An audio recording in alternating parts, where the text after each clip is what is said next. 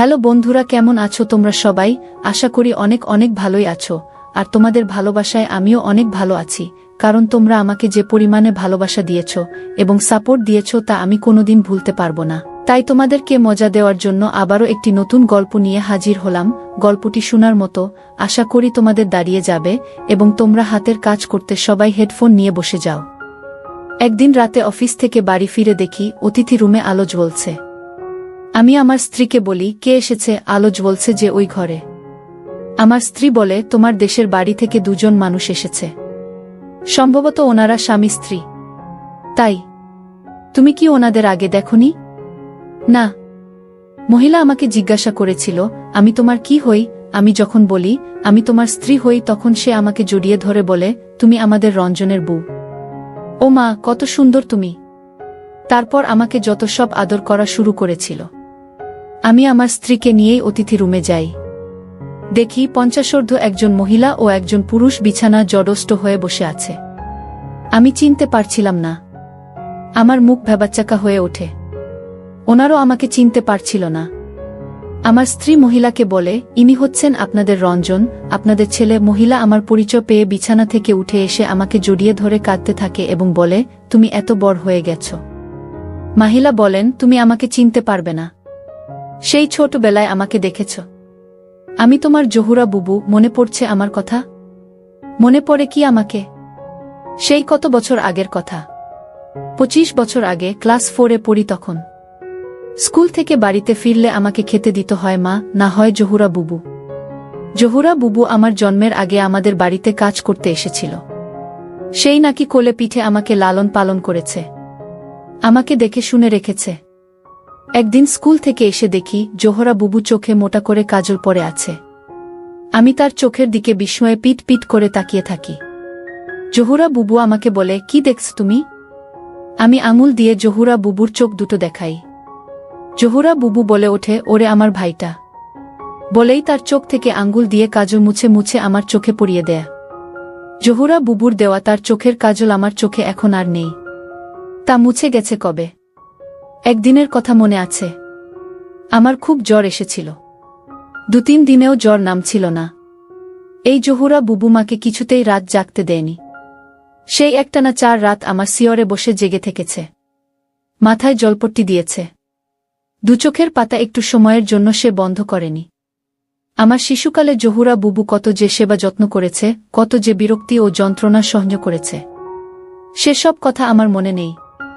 আমি শুধু আমার মার কাছে থেকে সেসব কথা পরে শুনেছি।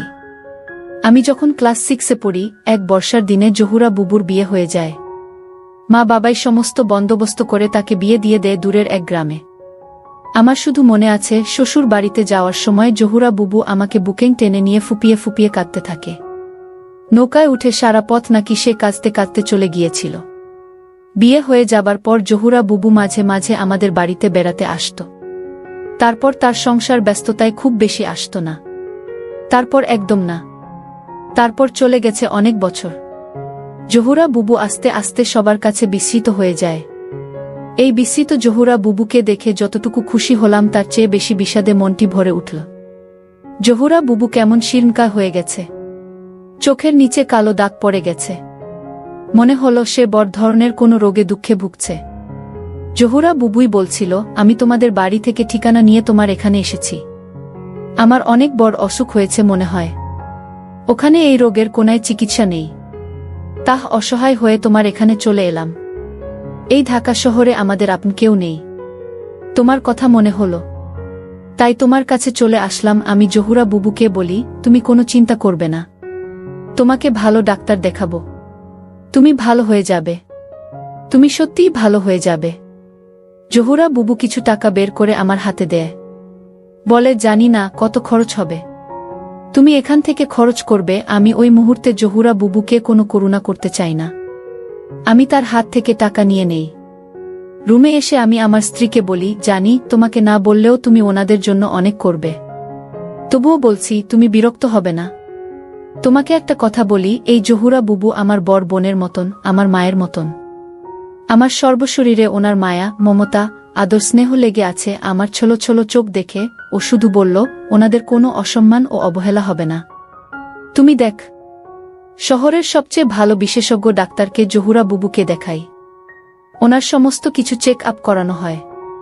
সবগুলো রিপোর্ট পেতে 2-3 লেগে যায়। ইতোমধ্যে ঔষধও খেতে থাকে। সুন্দর চিকিৎসা পেয়ে জহুরা ববর মুখে হাসি ফুটে ওঠে। একদিন রাতে টেবিলে বসে খাচ্ছিলাম, আমার খাওয়া দেখে জহুরা বুবু আমার স্ত্রীকে বলছিল, বুমা, তুমি রঞ্জনকে এত ঝাল ভাত খাওয়াও কেন?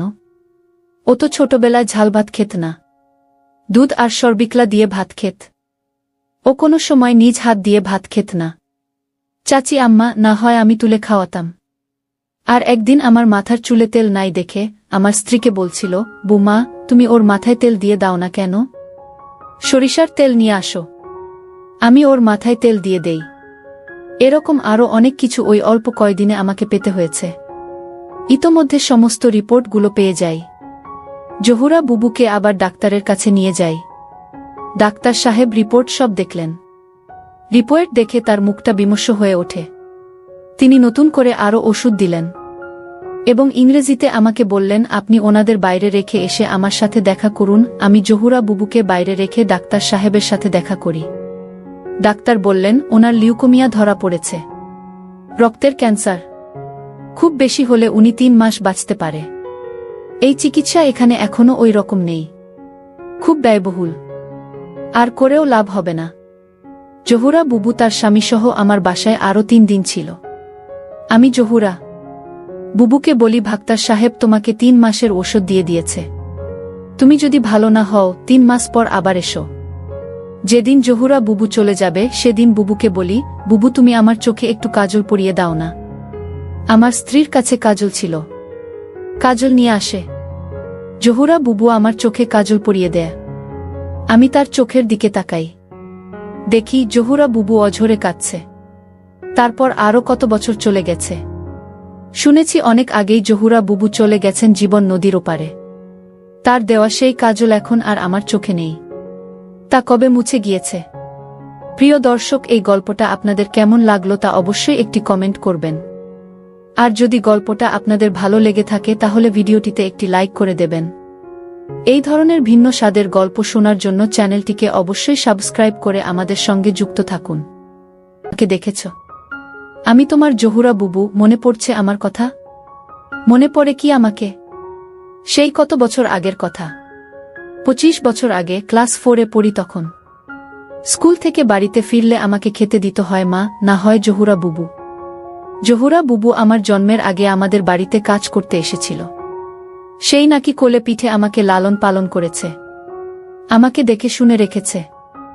একদিন স্কুল থেকে এসে দেখি জহুরা বুবু চোখে মোটা করে কাজল পরে আছে। আমি তার চোখের দিকে বিস্ময়ে পিট পিট করে তাকিয়ে থাকি। জহুরা বুবু আমাকে বলে, কি দেখছ তুমি? আমি আঙুল দিয়ে জহুরা বুবুর চোখ দুটো দেখাই। জহুরা বুবু বলে ওঠে, ওরে আমার ভাইটা। বলেই তার চোখ থেকে আঙ্গুল দিয়ে কাজল মুছে মুছে আমার চোখে পরিয়ে দেয়। জহুরা বুবুর দেওয়া তার চোখের কাজল আমার চোখে এখন আর নেই।